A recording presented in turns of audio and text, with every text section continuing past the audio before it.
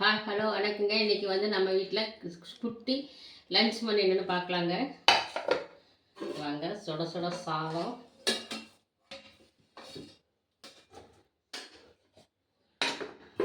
அப்புறம் சூப்பரான புளிச்சிக்கீரை வந்து எப்போவுமே வந்து அதாவது இன்றைக்கி சாப்பிட்றோம்னா நேற்றுக்கே செஞ்சு வச்சிடணும். செஞ்சு வச்சுட்டா தான் புளிச்சிக்கீரையை சுடு சாத்தில் போட்டு பிசைஞ்சு சாப்பிட்டா அவ்வளோ சூப்பராக இருக்கும்.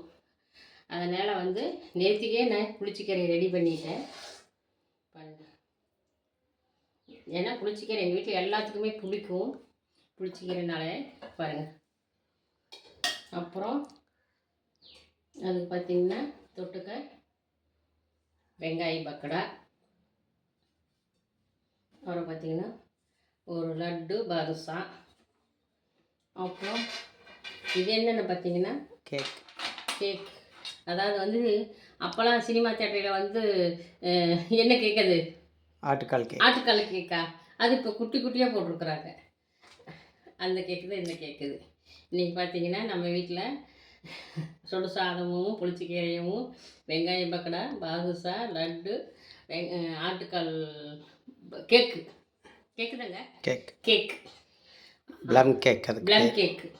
வாங்க ஃப்ரெண்ட்ஸ், இன்றைக்கான லன்ச் இது தான். நம்ம வீட்டில் சுட சுட வந்து இந்த புளிச்சிக்கீரையை வந்து சாதத்தில் சாப்பிடும்போது அவ்வளோ டேஸ்ட்டாக இருக்குது. செஞ்சதை சாப்பிட்டோம்னா உங்களுக்கு அவ்வளோ டேஸ்ட் கிடைக்காது. ஏன்னா நம்ம நல்லெண்ணெய் ஊற்றி செஞ்சுருக்கோம், சின்ன வெங்காயம் நல்லெண்ணெய். அப்படிங்கும்போது அந்த நல்லெண்ணெயில் ஊற்றி நல்லா பிசைஞ்சு சாப்பிடும்போது நல்லெண்ணெயோட அந்த கீரை ஊறும்போது அடுத்த நாள் செய்யும்போது சூப்பராக இருக்கும். புளிச்சிக்கீரை வந்து யாருக்கு பிடிக்குன்னு கமெண்ட்டில் சொல்லுங்கள். அது செக்குலாட்டி நீங்கள் செஞ்சுருக்கேன் நேற்றுக்கு. வாங்க சாப்பிடலாம். பிடிச்சிருந்தா